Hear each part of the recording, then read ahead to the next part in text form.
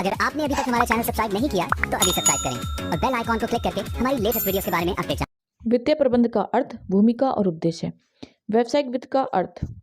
सबसे पहले व्यावसायिक वित्त के बारे में बताओगे होता क्या है। कोई किसी भी प्रकार का व्यवसाय हो, बिजनेस हो, उसको चलाने के लिए पैसे की आवश्यकता पड़ती है। पैसे की आवश्यकता बिजनेस के संचालन यानी बिजनेस को स्टैब्लिश करने में, जब आप बिजनेस को स्टार्ट करते हो तब, ठीक है, बिजनेस को चलाने में, संचालन यानी कि बिजनेस को रन करने में, आधुनिकरण होता है मॉडर्नाइजेशन, जब बिजनेस को मॉडर्न बना रहे हो तब भी, और अगर विस्तार, विस्तार मतलब एक्सपेंड, जब बिजनेस को बड़ा कर रहे हो यानी बिजनेस छोटा था और अब उसे बड़ा कर रहे हो तो भी पैसे की आवश्यकता पड़ती है। प्रबंध का अर्थ क्या होता है कि हम पैसों से लेन देन सभी चीज़ों के लिए पहले प्लानिंग करते हैं, फिर पैसे ज़्यादा खर्च ना हो जाएं उसके लिए हम कंट्रोल भी करते हुए चलते हैं। वित्तीय प्रबंध की परिभाषाएं। परिभाषाएं क्या हैं? परिभाषाओं के बारे में पढ़ेंगे। हार्वर्ड एवं उपटन ने बताया कि वित्तीय प्रबंध के अंतर्गत कार्यों से संबंधित वित्तीय सिद्धांतों का प्रयोग किया जाता है। जब बात वित्तीय सिद्धांतों की बात आएगी तो हार्वर्ड उपटन ने कहा की बात करें। जेएल मैसी ने क्या कहा है कि वित्तीय प्रबंध क्या है? वह संरचना प्रक्रिया है जिसमें व्यवसाय को चलाने के लिए आवश्यक वित्त को उपलब्ध कराना, यानी पैसों का जुगाड़ कराना कि पैसा कहाँ से आएगा। कई बार पैसा बैंक से भी लोन ले लिया जाता है और उसका प्रभाव यूज़ भी करना चाहिए। ये भी हमारी जिम्मेदारी है कि अगर हमने लोन लिया है बैंक से तो उसका अच्छे से हमें यूज़ भी करना चाहिए। तो ये डेफिनेशन दी है जेएल मैसी ने। और हार्वर्ड उपटन ने तो यही बताया है कि वित्तीय प्रबंध में आप क्या देखते हो, सिर्फ यही देखते हो कि कौन कौन से सिद्धांत हैं जिससे कि पैसों से काम आसानी से किया जा सकता है। और एक डेफिनेशन आपकी ब्रेडले की भी याद रख सकते हो। ब्रेडले ने क्या कहा है? ब्रेडले ने व्यावसायिक वित्त को क्या बताया, व्यावसायिक प्रबंध को क्या बताया? भाई जब भी आपके पास पैसा आए तो विवेकपूर्ण उपयोग करो। ऐसे नहीं है कि पानी की तरह बहा रहे हो, ठीक है। और जितने भी पूंजीगत साधन हो, जैसे पूंजीगत साधन कौन से हो कि उन पैसों से मान लो आपने मशीन खरीद लिया, सेट्स लिया है, तो उनका भी आसानी से चुनाव करो, सिलेक्शन ईजिली करो। ऐसा नहीं है कि बेवजह की मशीन सेट्स खरीद के ला दो जिनसे बिजनेस चले ही ना, या यूजलेस हो, पड़ी पड़ी ही पैसा खराब कर दें। तो आपको ऐसे चीज़ों में पैसा लगाना है जहाँ से आपको पैसा मिल सके, यानी ऐसी एसेट्स खरीदो जो बिजनेस में ज़्यादा से ज़्यादा पैसा कमा के आपको दे सके और आपके उद्देश्य की पूर्ति करें। उद्देश्य क्या होता है? हर बिजनेसमैन का उद्देश्य बस यही होता है, क्या? मैक्सिमम प्रॉफिट, ज़्यादा से ज़्यादा पैसा कमाना। तो ऐसे बिजनेस का चयन करना, ऐसी मशीनें खरीदना जिससे ज़्यादा से ज़्यादा पैसा आ सके, यही वित्तीय प्रबंध कहलाता है। वित्तीय प्रबंध की भूमिका। भूमिका आता है कि बिजनेस में आपको पैसों के लेन देन को जो मैनेज करना पड़ता है, मैनेज मतलब कि आपको कम खर्चे करने पड़ते हैं और ज़रूरी चीज़ों में पैसा लगाना पड़ता है, बेफालतू की चीज़ों को यूज़ नहीं करना है। तो उसमें आपका क्या रोल है, कैसे आप इन काम को करोगे और वित्तीय प्रबंध की इम्पोर्टेंस क्या है, अगर पैसा ना हो तो कैसे बिजनेस चलेगा। अब हम इन सब चीज़ों के बारे में पढ़ेंगे। तो देखिए, जैसे आप अकाउंट्स में पढ़ते हो ना, बैलेंस शीट में ट्रेडिंग अकाउंट बनाते हो, पी&एल अकाउंट बनाते हो, फिर बैलेंस शीट बनाते हो, ये जानने के लिए कि हमारे बिजनेस में कितना पैसा है, कितना लाभ हो रहा है, कितनी हानि हो रही है, ठीक है। तो अब हम यहाँ पढ़ेंगे कि वित्तीय प्रबंध का महत्व क्या है। स्थायी संपत्तियों का निर्धारण। पहले तो हमें ये पता करना होता है कि हमारे बिजनेस को चलाने के लिए कौन कौन सी स्थायी संपत्तियाँ हमें चाहिए। जैसे कि भाई बिजनेस चलाना है तो एक बिल्डिंग लेनी पड़ेगी, बिल्डिंग भी एक फिक्स असेट्स है, ठीक है। अकाउंट्स में आप लोगों ने पढ़ा है, बिल्डिंग के साथ साथ प्लांट है, मशीन है, ये सब फिक्स असेट्स हैं। तो ऐसी पैसों में, ऐसी चीज़ों में पैसा लगाओ जहाँ से कि ज़्यादा से ज़्यादा लाभ कमा के आपको दें। अब देखो, चालू संपत्तियों का निर्धारण यानी determination of current assets. Current assets कौन सी होती है भाई? Cash, stock, debtors. अब इन चीज़ों को भी तो खरीद के लाना पड़ेगा तभी तो बिजनेस चलेगा। कुछ बनाओगे जब बेचोगे तभी तो बिजनेस चलता है। तो कैश की जरूरत पड़ती है, कैश भी साल भर रखना पड़ता है आपको बिजनेस चलाने के लिए, स्टॉक भी लाना पड़ता है, और डेटर्स वो होते हैं जिनको उधार बेचा जाता है। तो इन सब चीज़ों में भी आपको पैसे की जरूरत पड़ती है। तो ऐसा नहीं है कि सारा की सारा पैसा अगर आपने असेट्स खरीदने में लगा दिया, बड़ी बड़ी मशीन बिल्डिंग में लगा दिया, तो बाद में पूरे बिजनेस को रन करने के लिए, चलाने के लिए आपने पैसा रखा ही नहीं, यानी करंट असेट्स के लिए पैसा रखा ही नहीं। तो ऐसा भी नहीं होना चाहिए। आपको बिजनेस में पैसे का यूज़ करना आना चाहिए कि भाई अगर मशीन वगैरह, बिल्डिंग वगैरह, फिक्स असेट्स भी लेनी है तो उसके साथ साथ करंट असेट्स भी लेना, उसके लिए पैसा रखना है। दीर्घकालीन अल्पकालीन वित्त के अनुपात का निर्धारण, ये आपको खुद डिसाइड करना पड़ेगा कि कितना पैसा मैं लॉन्ग टर्म के लिए रखूं, कितना शॉर्ट टर्म के लिए। लॉन्ग टर्म 1 साल से ज़्यादा टाइम पीरियड को, मोर देन 1 ईयर, आप क्या कहते हो?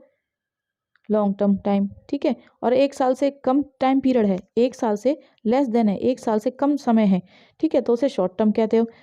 अब आपको ये देखना कि अगर मैं अगले आने वाले 10 सालों के लिए बिजनेस कर रहा हूँ तो मुझे कितने पैसों की जरूरत चले पड़ेगी और वो पैसा मैं कैसे मैनेज करूँगा।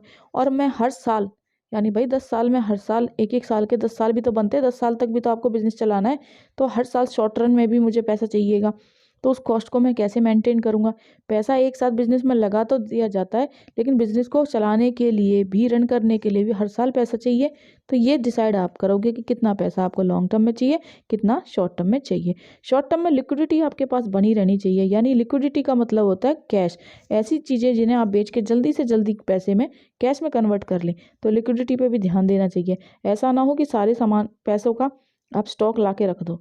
तो अगर पैसों की ज़रूरत पड़ी है, किसी को सैलरी देनी है, तो वहाँ कैश काम आएगा, ना कि इसको स्टॉक उठा के दे दोगे। तो आपको ये मैनेजमेंट आना चाहिए। दीर्घकालीन वित्त के विभिन्न स्रोतों के अनुपात का निर्धारण, डिटर्मिनेशन और preparation of various sources of long term finance. अब आपने डिसाइड कर लिया कि मुझे तो लॉन्ग रन में बिजनेस को चलाना है, तो लॉन्ग रन, लंबे समय तक बिजनेस चलाने के लिए पैसा भी तो चाहिए। तो अब देखो, ऐसे साधन ढूंढने, सोर्स का मतलब है ऐसे लोग ढूंढने आपको जो आपको पैसा उधार दे सके, जो आपके बिजनेस में पैसा लगाएं। इक्विटी शेयर कैपिटल या preference share capital, retain earning या डिबेंचर, ये सोर्सेस होते हैं आपके जो आपको लॉन्ग टर्म के लिए पैसा उधार देते हैं। शेयर होल्डर दो टाइप के होते हैं, आप पढ़ चुके हो, अकाउंट्स में भी पढ़ते हो, इक्विटी शेयर होल्डर और preference share holder. Preference share वाले वो होते हैं जिनका पैसा पहले वापस दिया जाता है अगर बिजनेस बंद होता है तो, और उनके पैसों पे डिविडेंड भी पहले दिया जाता है। दो राइट होने की वजह से इनको प्रेफरेंस शेयर होल्डर कहते हैं। इक्विटी शेयर होल्डर कौन से होते हैं? जिनको पैसा भी बाद में दिया जाता है अगर बिजनेस बंद हो रहा है तो कैपिटल भी इनको लास्ट में मिलती है, ठीक है, और डिविडेंड भी इन्हें बाद में दिया जाता है अगर कुछ बचता है तो। अगर नहीं बचता तो भी इन्हें नहीं दिया जाता। अब ये भाई इतना रिस्क ले रहे हैं तो इनका फ़ायदा क्या? इतना रिस्क लेंगे तो ये मालिक बनते हैं, ये ओनर बन के बैठेंगे, और ओनर बनेंगे तो वोट भी डालेंगे, डिसीजन भी लेंगे, तो कुछ सेक्रीफाइस करेंगे तो बेनिफिट भी लेंगे। लास्ट में अगर ज़्यादा प्रॉफिट बचा है तो ज़्यादा प्रॉफिट को भी यही बांटेंगे, और अगर बचे हुए प्रॉफिट को इक्विटी शेयर होल्डर दोबारा बिजनेस में लगा दें और बड़ा बिजनेस बना दें, उसकी ग्रोथ में लगा दें, तो इस चीज़ को आप क्या कहोगे? Retain earning. ये रिटेन अर्निंग कहलाती है। पैसे से पैसा लगाया जा रहा है और बिजनेस को बड़ा किया जा रहा है, ठीक है। कई बार आप ये इन सब झंझटों में नहीं पड़ना चाहते, सिंपल उधार लेना चाहते हो, तो एक लोन लेना चाहते हो लोगों से, पब्लिक से डिपॉजिट कराना चाहते हो अपने बिजनेस में, तो डिबेंचर इशू कर देते हो आप। जैसे शेयर होल्डर को आप डिविडेंड पे करते हो, ठीक है, हर महीने या हर साल या प्रॉफिट का कुछ परसेंटेज, वैसे डिबेंचर होल्डर को आप 6% की रेट से, तो उसी प्रकार डिबेंचर होल्डर को आप इंटरेस्ट देते हो। तो इनसे भी पैसा आप उधार ले सकते हो लॉन्ग टर्म के लिए। तो आपकी मर्जी अपने बिजनेस को चलाने के लिए कहाँ कहाँ से आप पैसा लोगे, तो सोच समझ के लोगे, क्योंकि अगर आप डिबेंचर लेते, इशू करते हो, तो वहाँ आपको टैक्स में भी डिडक्शन मिलती है, टैक्स कम देना पड़ता है। और अगर इक्विटी शेयर होल्डर इशू करते हो तो आपको ये देखना पड़ेगा कि बिजनेस का मालिक कोई और भी बन सकता है, तो ओनरशिप किसी और के हाथों में जा सकती है जो कि रिस्की होगी। और अगर आप प्रेफरेंस शेयर देख रहे हो, इशू कर रहे हो, तो इन्हें ज़्यादा डिविडेंड देना पड़ता है और इसके लिए आपको कोई टैक्स में भी छूट नहीं मिलती, ठीक है, तो जिससे आपको थोड़ा सा नुकसान होने की भी संभावना होती है। तो अब आपकी मर्जी है, आप देख लो किस तरह का बिजनेस है और कैसी सिचुएशन, उसके अकॉर्डिंग आप चूज कर सकते हो। आप हानि खाते के विभिन्न मदों का निर्धारण, कौन कौन सी चीज़ों से कैसे कैसे प्रॉफिट निकलेगा।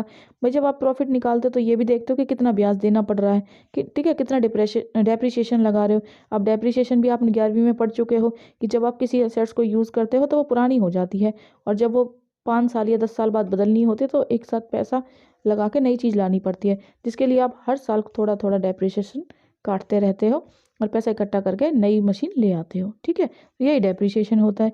तो इन सब चीज़ों को मैनेज करके आप ये देखना चाहते हो कितना प्रॉफिट है, कितना लॉस है। आगे देखिए, वित्तीय प्रबंध के उद्देश्य, ऑब्जेक्ट ऑफ फाइनेंशियल मैनेजमेंट, क्यों किया जाता है फाइनेंशियल मैनेजमेंट। तो देखिए, सबसे पहले जो बिजनेस किया जा रहा है ना, समता हिस्सेदारी यानी इक्विटी शेयर होल्डर बिजनेस को कर रहे हैं, और इक्विटी शेयर होल्डर किस लिए बिजनेस कर रहे हैं भाई? ताकि वो ज़्यादा से ज़्यादा प्रॉफिट कमा सकें। तो एक कंपनी जब भी वित्तीय प्रबंध की बात करेगी तो कंपनी का जो भी स्वामी हो या अंशधारी हो, ये निर्णय लेते हैं कि हम कैसे ज़्यादा से ज़्यादा लाभ कमाते रहें, ठीक है, और लाभ तब होगा जब बाजार में उनके जो शेयर हैं वो हाई प्राइस पे बिके, ठीक है, और हाई प्राइस पे कब बिकेंगे? जब वो कुशलता से काम करेंगे, ठीक है। अगर उनके शेयर्स में गिरावट आ रही है तो माना जाएगा कि बिजनेस गिरता जा रहा है, अगर शेयर्स के प्राइस बढ़ते जा रहे हैं तो माना जाता है बिजनेस तरक्की कर रहा है। तो शेयर प्राइस से पता चल जाता है कि एक बिजनेसमैन कितना पैसा कमा रहा है, ठीक है। उद्देश्य क्या होंगे? एक बिजनेसमैन क्या चाहेगा? सबसे पहले तो भाई ये चाहेगा कि मैक्सिमम हो उसका प्रॉफिट, ठीक है, और बिजनेस में लिक्विडिटी भी बनी रहे, यानी धन की धन बना रहे, पैसा बना रहे, ताकि वो सारे खर्चों को उठा सके और ज़्यादा से ज़्यादा सोर्स ऑफ फंड भी मिलते रहे। हमें अगर जब ज़रूरत पड़े तो हमें पैसा भी आसानी से मिल जाए। तो 3 ही उद्देश्य होते हैं एक बिजनेसमैन के: लाभ को अधिक करना, तरलता की हिफाजत और कोषों का उचित उपयोग करना। और यदि लेनदार कौन, जिससे पैसा उधार लिया है और उसको कोई प्रॉमिस किया कि कब पैसा वापस कर दूंगा, तो उसको भी पूरा कर देना। ठीक है, अब देखिए वित्तीय निर्णय, फाइनेंशियल डिसीजन। फाइनेंशियल डिसीजन क्या होता है? सबसे पहले आपको ये देखना पड़ता है कि कौन सा बेस्ट ऑप्शन है आपके पास। यहाँ से 12वीं में क्वेश्चन बनता है, वित्तीय निर्णय क्या होता है, फाइनेंशियल डिसीजन क्या होता है। तो भाई 3 प्रकार का होता है ये: निवेश संबंधी निर्णय, वित्तीय संबंधी निर्णय और लाभांश से संबंधित निर्णय। सबसे पहले निवेश संबंधी निर्णय। इन्वेस्टमेंट्स किस में करते हो? आप कोई असेट्स खरीद के ले आते हो, फिक्स असेट्स। तो ये देखना कि कितना पैसा कौन सी असेट्स में हम खर्च करें, वो कितने साल तक मुझे कमा के देगी। ये सारे निर्णय आपके इन्वेस्टमेंट डिसीजन कहलाते हैं। आपके पास कई ऑप्शन होते हैं कि कौन सी मशीन लाऊं, ठीक है, उनमें से भी आपको ये देखना होता है कि क्या सारा पैसा फिक्स असेट्स पे लगा दूं या चालू असेट्स के लिए भी पैसा रखूं। तो ये ऐसे डिसीजन लेना, यही क्या कहलाता है? Investment decision. अब बच्चे कंफ्यूज होते हैं कि इन्वेस्टमेंट डिसीजन, कैपिटल डिसीजन क्या होता है। तो जो इन्वेस्टमेंट डिसीजन है ना, जब लॉन्ग टर्म किसी चीज़ में पैसा लगाने का आप डिसीजन लेते हो, तो ऐसा डिसीजन लेना ही कैपिटल बस्टिंग डिसीजन कहलाता है, कि आपका पैसा लंबे समय तक एक चीज़ में फंसा रह गया। ठीक है, डिसीजन में क्या क्या करते हो? लॉन्ग टर्म ग्रोथ, ये देखते हो कि जब भी भविष्य में आप किसी भी चीज़ में पैसा लगा रहे हो, तो वो आपको कितना कमा के देगी, कैसे आपके बिजनेस को वो बढ़ाएगी। ठीक है, तो ये डिसीजन लेते हो। दीर्घकालीन विकास, बड़ी राशि का सम्मिलित कोष, यानी large amount of fund involve. जब भी भाई आप डिसीजन मेकिंग करते हो, बजट कैपिटल बस्टिंग बनाते हो, तो वहाँ पे याद रखना कि छोटी मोटी राशि नहीं, बहुत बड़ी मात्रा में राशि निवेश कर रहे हो। तो ठीक है, अगर नुकसान हुआ तो बहुत ज़्यादा हो जाएगा, तो सोच समझ के आप कैपिटल डिसीजन को लेंगे। शामिल जोखिम, और इसमें रिस्क भी होता है। जब आप फिक्स कोई एसेट्स खरीदते हो, बहुत बड़ी मात्रा में पैसा लगाते हो, तो तब कंपनी के लिए बहुत बड़ा जोखिम होता है। लंबे समय के बाद आपको कुछ आय रिटर्न मिलना लगता है। मान लो कि आपने कोई उदाहरण ले लो, आसपास देखते हो कि 10-15 लाख की कोई जेसीबी खरीद ली, ठीक है, तो वो धीरे धीरे आपको कमा के दे रही है। तो भाई 10-15 लाख एक साथ तो वो कमा के एक साल में दे नहीं देगी, तो धीरे धीरे वो कई सालों में आपको पैसा वापस कमा के देगी। और जब वो बिकेगी तो वो फिर 15-20 लाख की थोड़ी बिकेगी, वो तो 4-5 लाख की या फिर और भी कम कीमत की, ठीक है, बिल्कुल सस्ते में बिकेगी, कबाड़ हो जाती है यूज़ करने के बाद वो। तो ऐसी चीज़ों में आपका रिस्क तो होता ही है, कमा के दे पाएगी चीज़ें या नहीं, तो पैसा सोच समझ के ही आप इन्वेस्ट करोगे। और कैपिटल बस्टिंग डिसीजन कौन से ले सकते हो आप? निवेश संबंधी निर्णय, जब आप पैसा लगा रहे हो तो ये देखना कि cash flow of the project कैसा है। यानी जब कंपनी एक प्रोजेक्ट में पैसा लगा देती है, इन्वेस्ट कर देती है, तो ये भी देखे कि बाकी जो दैनिक डेली के काम है उनके लिए भी पैसा बचा रहना चाहिए या नहीं। ठीक है, उन कामों के लिए भी आपको पैसा बचाना है। तो बस एक रेशो होता है आपका ये देखने के लिए कि कितना पैसा तो मैं लॉन्ग टर्म असेट्स में लगा दूं, लॉन्ग टर्म असेट्स में, और कितना शॉर्ट टर्म असेट्स में लगा दूं। बस यही आपकी एक तरह से capital budgeting. Return on investments, फिर आप ये देखते हो कि मुझे निश्चित समय के बाद, यानी जो मैंने कोई पैसा इन्वेस्ट कर दिया है, तो उसके बाद मुझे उस पर वापस कितना मिलेगा, कितना रिटर्न मिलेगा, तो ये रिटर्न भी देखना पड़ता है, लाभ मिलेगा वापस या नहीं। मान लो कि ए प्रोजेक्ट में पैसा लगाता हूँ, वहाँ से 10% रिटर्न मिल रहा है, और बी में लगाते 15% मिल रहा है, तो बी ही बेस्ट है जहाँ से आपको रिटर्न ज़्यादा मिल रहा है। अच्छा, इन्वेस्टमेंट्स कसौटी, क्राइटेरिया भी देख लेना। ऐसा नहीं है कि आपने जहाँ से 10% मिल रहा था, एक तरफ से 15% मिल रहा है। 10% वाले में आपका कोई रिस्क ही नहीं है, जोखिम नहीं है। ठीक है, जल्दी पैसा आसानी से वापस मिल जाएगा, किसी भी तरह का जोखिम नहीं है। और यहाँ पैसा डूबने की भी संभावना, जोखिम भी है, पैसा देर से मिलेगा, तो भाई फिर यही बेस्ट है। ठीक है, फिर तो यही बेस्ट है, सारी चीज़ों को देख के ही आप डिसीजन लोगे। देखिए वित्त संबंधी निर्णय, तो फाइनेंशियल डिसीजन में क्या देखते हो भाई? फाइनेंशियल डिसीजन में आप यही देखते हो कि मेरे पास जो पैसा है वो पहले तो ये देखोगे आएगा कहाँ से। या तो मेरे पास पैसा ओनर अपना ही होगा, मालिक का पैसा, ठीक है, या मैं अपने यार दोस्तों से उधार ले लूँ, या मैं फिर बैंक से उधार ले लूँ, या मैं कुछ शेयर्स या बॉन्ड्स या डिबेंचर्स इशू कर दूँ, वहाँ से पैसा आ जाएगा। तो 2 टाइप्स के आपसे फाइनेंस का जुगाड़ करते हो, पहला खुद लगाने की सोचते हो या फिर दूसरों से मांगते हो। ठीक है, बोरो फंड और ओनर्स फंड। वित्त संबंधी जब निर्णय लेते हो तो कौन कौन से कारक हैं, जो फैक्टर हैं जो असर डालते हैं? लागत, पहले तो ये देख लेना जब मैं उधार ले रहा हूँ तो मुझे ब्याज कितना देना पड़ेगा, कॉस्ट कितनी लगेगी। जोखिम भी देख लेना, अगर मैं पैसा नहीं चुका पाया तो मेरे साथ फिर क्या होगा, कहीं बिजनेस बंद करने की नौबत ना आ जाए। ठीक है, कैश फ्लो पोजीशन भी देख लेना कि कितना कंपनी बिजनेस लेने के बाद उस पैसों से, अगर मैं कैश उधार ले रहा हूँ, कितना तो मैं ज़्यादा अर्निंग कर पाऊंगा या लाभ बढ़ा लूँगा, और कितना मैं उस पर ब्याज के रूप में कॉस्ट दूंगा। तो ये सारे निर्णय भी आप ले लेना। नियंत्रण का विचार, कंट्रोल कंसिडरेशन भी देख लेना कि कहीं आपने इक्विटी शेयर इशू कर दिए हैं तो कोई आपके बिजनेस का मालिक ना बन जाए, आपके ऊपर कंट्रोल ना करने लगे, ठीक है। और आपने अगर डिबेंचर्स इशू कर दिए हैं तो उधार में ही ब्याज देते देते आपका बिजनेस लॉस में ना चला जाए। परिवर्तन लागत, फ्लोटिंग कॉस्ट भी देख लेना कि जब आप पैसा उधार लेते हो ना या कोई शेयर्स वगैरह इशू करते हो तो इनको इशू करने के लिए आपको किसी को एक एजेंट रखना पड़ता है जिसको कमीशन वगैरह देना पड़ता है, प्रोस्पेक्टस इशू करने पड़ते हैं, ठीक है। तो इन सब चीज़ों से आपकी कॉस्ट जो है लागत काफ़ी बढ़ जाती है।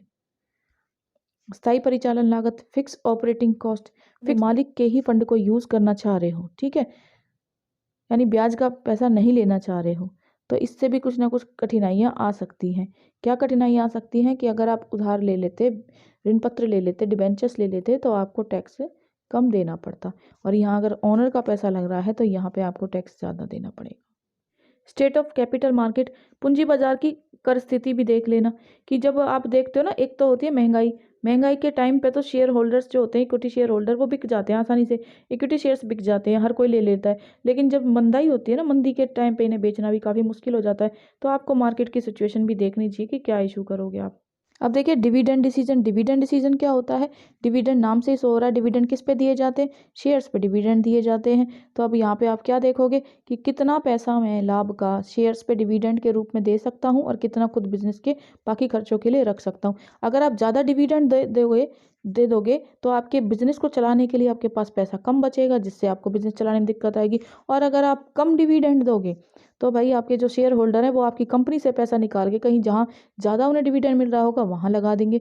तो हर तरह से आपको एक डिसीजन लेना पड़ता है, यही आपका डिविडेंड डिसीजन होता है। अमाउंट ऑफ अर्निंग, अगर आपके पास पैसा ज़्यादा है तो बहुत ज़्यादा लाभ का आप भुगतान कर दो, आपको कौन रोक रहा है, खूब डिविडेंड दो, ठीक है भाई। आपके पास ज़्यादा इनकम आ रही है, डिविडेंड भी ज़्यादा दे दो, अपने खर्चों के लिए भी बचा पाओगे। स्टेबिलिटी ऑफ अर्निंग, अगर आपको लगता है कि आपकी जो आय है, जो इनकम है वो फिक्स है, आती ही रहेगी, तो भी आप डिविडेंड ज़्यादा घोषित कर सकते हो, दे दो ज़्यादा डिविडेंड, 12 की जगह 15 भी दे दो। जब पैसा आता ही जाता है तो देने में दिक्कत है ही नहीं, ठीक है। लाभांश स्टेबिलिटी ऑफ डिविडेंड कर दिया, यानी हर महीने या हर बार 15% ही देना पड़ रहा है, तो ये आपको हर बार देना पड़ेगा, चाहे आपको इनकम हो ना हो। तो जब आपके पास ज़्यादा पैसा आता है तब तो इसे देने में कोई दिक्कत नहीं होती, लेकिन जब आपके पास पैसा नहीं हो, लॉस हो जाए, तो स्टेबिलिटी ऑफ डिविडेंड बनाए रखना थोड़ा सा मुश्किल हो जाता है। विकास की संभावनाएं, अगर आपकी ग्रोथ अपॉर्चुनिटी है, भविष्य में आप अपने बिजनेस को बड़ा करना चाह रहे हो, ठीक है, बड़ा, तो सारा पैसा तो आप बिजनेस में लगाना चाहोगे। ऐसी सिचुएशन में डिविडेंड आप थोड़ी सी देना चाहोगे, कम देना चाहोगे, क्योंकि आप फ्यूचर के लिए पैसा रखना चाह रहे हो। तो ये भी बात आपको ध्यान, ये काफ़ी कंफ्यूजिंग पॉइंट होता है। शेयर होल्डर प्रेफरेंस, आपको share holder preference, share holder कैसे हैं आपके, कम्युनिकेटेड है, नॉन कम्युनिकेटेड है, ये सब आपने पढ़ा ही है। कम्युनिकेटेड होते हैं संचयी मतलब जिनका पैसा इकट्ठा होता जाता है। अगर आप किसी साल लॉस कमा रहे हो तो उस साल आप ऐसा पैसा इकट्ठा हो जाएगा और अगले साल आपको देना पड़ेगा, तो ये तो होते हैं संचयी। और एक होते हैं नॉन कम्युनिकेटेड कौन से होते हैं, असंचयी वालों को पैसा इकट्ठा नहीं होता, अगर लॉस है तो उस साल उनका कोई डिविडेंड नहीं देना और अगली साल भी उनका जब प्रॉफिट होगा तभी देना पड़ता है। तो ये सारी चीज़ों को भी ध्यान में रख के डिविडेंड डिसीजन लेते हो। टैक्स पॉलिसी को भी देखें, अगर आपका टैक्स ज़्यादा जा रहा है, ठीक है, टैक्स ही ज़्यादा भरने में जा रहे हो तो डिविडेंड तो कम दोगे ही दोगे, ठीक है। और अगर टैक्स कम हो रहा तो डिविडेंड ज़्यादा भी दे सकते हो, पैसा बचेगा तो दे दोगे। प्रतिक्रिया सामान्यतः स्टॉक मार्केट रिएक्शन, अगर बिजनेसमैन क्या चाहता है, बड़ा स्मार्ट बनना चाहता है, ठीक है, स्मार्ट मतलब कि वो चाहता है डिविडेंड कम दे। जिन लोगों ने पैसा लगा रखा, शेयर्स ले रखे हैं आपकी कंपनी से, उनको अगर पैसा दोगे तो भाई ये बड़ी दुखद होगी मार्केट में न्यूज़। क्यों? क्योंकि ये लोग क्या करेंगे, निराश हो जाएंगे कि ये वाला बिजनेसमैन तो हमें पैसे पे डिविडेंड दे ही नहीं रहा, हम अपना पैसा निकाल के क्यों ना दूसरे बिजनेस में इन्वेस्ट कर दें। तो ऐसे में आपके लिए मुश्किलें बढ़ जाएंगी, क्योंकि आप भी उसी बैंक में पैसा जमा करते हो जहाँ से ब्याज ज़्यादा मिलता है। जी, बाजार तक पहुँच, एक्सेस टू, जो बड़ी बड़ी प्रतिष्ठित कंपनियाँ होती हैं वो अपने शेयर होल्डर को ज़्यादा ही डिविडेंड देती हैं, ठीक है, क्योंकि उनके पास भाई पैसा बहुत होता है। और जो छोटी मोटी होती है वो डिविडेंड को, जाहिर सी बात है, कम ही डिविडेंड देंगी, शेयर होल्डर को कम ही डिविडेंड दे पा। वित्तीय नियोजन का मतलब होता है प्लानिंग करना, पैसों के लेन देन के लिए प्लानिंग करना, कहाँ से पैसा आएगा, किस तरह से पैसे को यूज़ किया जाएगा, बस यही सब प्लानिंग में आता है, ठीक है। तो प्रोसेस ऑफ फाइनेंशियल प्लानिंग, यानी वित्तीय नियोजन प्रक्रिया में दो बातें याद रखोगे कि आप शॉर्ट टर्म फाइनेंस ऑब्जेक्टिव रख रहे हो या लॉन्ग टर्म फाइनेंस ऑब्जेक्टिव रख रहे हो। ठीक है। तो जब भी आप वित्तीय उद्देश्य का निर्धारण करोगे तो देख लेना कि शॉर्ट टर्म के लिए आप लिक्विडिटी ज़्यादा रखनी है आपको। अभी बिजनेस कैसा है आपका, ऐसा बिजनेस है जब आपको चलाने के लिए डेली कैश ज़्यादा चाहिए, तो फिर क्या करोगे, लिक्विडिटी ज़्यादा रखो। यानी मान लो कि आपका कोई सर्विस देने का काम है, ठीक है, तो वहाँ ज़्यादा चीज़ें तो आपको लानी नहीं पड़ती, सर्विस दे रहे हो तो कम कैश रख सकते हो। और यहीं अगर आपका मैन्युफैक्चरिंग का काम होता, बड़ी बड़ी मशीनें रखनी पड़ती, ज़्यादा माल बना रहे हो, तब तो आपको कैश की ज़्यादा ज़रूरत पड़ती। तो बिज़नेस के नेचर पे भी डिपेंड करता है। शॉर्ट टर्म वाले बिज़नेस में जो छोटे मोटे शॉर्ट टर्म के लिए है, आपको ये भी देखना पड़ता है कि कितना पैसा है कितना नहीं, ठीक है। लॉन्ग टर्म में भी आपको देखना है कि अगर आपको लॉन्ग टर्म बिज़नेस चलाना है, आगे की सोच के चल रहे हो, तो पैसा तो असेट्स में लगाना ही पड़ेगा, ठीक है। तो आज के लिए कम रखना पड़ेगा कैश। वित्तीय नीतियों का निर्धारण, डिटर्मिनेशन ऑफ फाइनेंशियल पॉलिसीज। आपके बिजनेस की पॉलिसीज कैसी हैं। अगर अगर आप किसी को क्रेडिट देते हो, उधार देते हो, तो आपको कैश ज़्यादा रखना पड़ेगा, ठीक है, क्योंकि आपके पास तो बेचने के बाद कैश आ ही नहीं रहा, आपको खर्चे चलाने के लिए कैश अपना ही होना चाहिए। और आप अगर किसी को नगद में बेचते हो तो कैश कम रख लो, क्योंकि नगद में बेचने से आपके पास बार बार कैश आ जाएगा। तो ये पॉलिसी भी डिटरमाइन करती है कि किस तरह। ऑब्जेक्टिव फाइनेंशियल प्लानिंग, वित्तीय नियोजन के उद्देश्य क्या है, क्यों करते हो आप प्लानिंग, क्यों करते हो, क्योंकि आप ये देखना चाहते हो कि जो फंड है आपके पास वो उपलब्ध है या नहीं। जब भी आपको ज़रूरत पड़ेगी दैनिक कार्यों के लिए, डेली के खर्चों को चलाने के लिए, तो आपके पास पैसा है नहीं। यह देखना कि फर्म अनावश्यक संसाधन ना जुटाए। ये भी देख लेना कहीं आप ज़्यादा पैसे खर्च कर करके बेकार की असेट्स तो नहीं खरीद के लिए आओ जिनमें पैसा ब्लॉक होकर रह जाए, ठीक है। तो इन सब चीज़ों के लिए भी आपको वित्तीय नियोजन का महत्व, इंपॉर्टेंस क्या है फाइनेंशियल प्लानिंग की, क्यों करते हो, तो हेल्प टू फेस द इवेंचुअलिटीज़, संभावित परिस्थितियों का सामना करने में भी सहायता करती है। जब आप कई बार कोई चीज़ प्लान करके चलते हो तो आपको पहले ही पता रहता है कि किस तरह की मार्केट होने वाली है, तो आप पहले से ही जुगाड़ करके चलते हो, आने वाली मुसीबतों का सामना करने के लिए पहले से तैयार होते हो। व्यावसायिक सदमों और आश्चर्यों को टालने में सहायक, पहले ही आपको पता रहता है कि किस तरह की प्रॉब्लम्स आएंगी, तो उनके लिए पहले ही आप प्रिपेयर्ड होते हो। हेल्पिंग कोऑर्डिनेशन, अगर आपने प्लानिंग की है अच्छे से, मान लो आपने 1000 शर्ट्स बेची हैं, तो अगर बेचने वाला, सामान बेचने वाला, प्रोड्यूसर, अलग अलग जो डिपार्टमेंट है, प्लानिंग डिपार्टमेंट से पूछ के बात करता है कि क्या 1000 शर्ट ही बेचनी है, तो वो 1000 ही बना के रखेगा। अगर वो प्लानिंग लेकर नहीं चल रहा तो वो 2000 बना के वेस्टेज कर देगा, क्योंकि इतनी बिकेगी नहीं। तो इन सब में कोऑर्डिनेशन में भी प्लानिंग की जरूरत पड़ती है। वित्त की बर्बादी पर रोम में सहायक, helping avoiding wastage of finance. तो देखो, जब अगर आप प्लानिंग लेकर नहीं चलते तो पैसा और समय दोनों ही बर्बाद हो जाता है। वर्तमान को भविष्य में जोड़ने में भी सहायक, भविष्य हमने किसी ने देखा नहीं है फ्यूचर, और वर्तमान में हम जी रहे हैं, दोनों को कनेक्ट करना पड़ता है। तो प्लानिंग करने से दोनों में एक निश्चितता बनी जाती है और जोखिम कम हो जाता है। विनियोग और वित्त निर्णय में संबंध स्थापित करने में सहायक, विनियोग क्या होता है, कहाँ पे पैसा आप लगाओगे, वित्त निर्णय कि कहाँ से पैसा आपका आएगा। इन सब चीज़ों के लिए भी प्लानिंग की जरूरत पड़ती है कि डिबेंचर्स होल्डर से पैसा लोगे या, ठीक है, या अंशधारियों को पैसा इशू करोगे, और किन किन स्रोतों से पैसा आएगा और किन किन चीज़ों में आप इन्वेस्ट करोगे। तो ये कॉन्सेप्ट भी बड़ा इंपॉर्टेंट है। बच्चा बड़ा कन्फ्यूज होता है, पता नहीं क्या है कैपिटल स्ट्रक्चर, कुछ नहीं है। कैपिटल स्ट्रक्चर मतलब एक स्ट्रक्चर, बिल्डिंग का जैसे ढांचा बना रहता है ना, ठीक है, ऐसा ही है कि जो कैपिटल का ढांचा बना हुआ है ना, जो पैसों का हिसाब किताब बना हुआ है, जो बिल्डिंग बनी, पैसे का हिसाब किताब है, उसमें कितना पैसा तो बिजनेसमैन का है, यानी ओनर का है, अपना है, और कितना बोरो किया है, बस इसी को बोलते हैं कैपिटल स्ट्रक्चर। एक रेशो है कि कितना पैसा अपने स्वामी ने लगाया, कितना पैसा बाहर से ऋण पे लिया है, इसी को बोलते हो आप कैपिटल स्ट्रक्चर। समता एवं ऋण में अंतर, इक्विटी क्या है और डेप्ट क्या है। इक्विटी वो है जो आपका खुद का पैसा है, ठीक है, ओनर का। डेप्ट वो है जो आपने ऋण लिया है, उधार लेके बिजनेस कर रहे हो। तो पूंजी संरचना की परिभाषा क्या है, पूंजी संरचना में दोनों तरह का पैसा होता है, ठीक है, आपका खुद का भी कैपिटल स्ट्रक्चर में और बाहर से भी लिया हुआ। इसको प्रभावित करने वाले कारक, आपकी कैश फ्लो पोजीशन कैसी है, रोकड़ प्रवाह स्थिति कैसी है। अगर आपके खुद के पास कैश ज़्यादा है पर्याप्त मात्रा में, तो ऋण कम ही लोगे, ठीक है। अगर आपकी हालत खराब है, पैसा कम है, तो ऋण ज़्यादा लेना पड़ेगा। इंटरेस्ट कवरेज रेशो, ब्याज आवरण अनुपात, अगर ब्याज ज़्यादा देना पड़ रहा है, ब्याज देने की हालत में नहीं हो, तो फिर अपना ही पैसा लगा लो, ठीक है। अगर लोन लेना नहीं चाह रहे हो, टैक्स, अगर आप इंटरेस्ट देने से बचना चाहते हो, तो आप अपना ही पैसा लगा लो।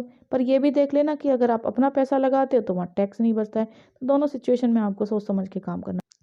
तो टैक्स रेट भी आपको देखना पड़ता है, क्योंकि टैक्स जो है वो डिबेंचर्स पे तो कम देना पड़ता है, वहाँ छूट मिल जाती है, और खुद के पैसे पे ज़्यादा।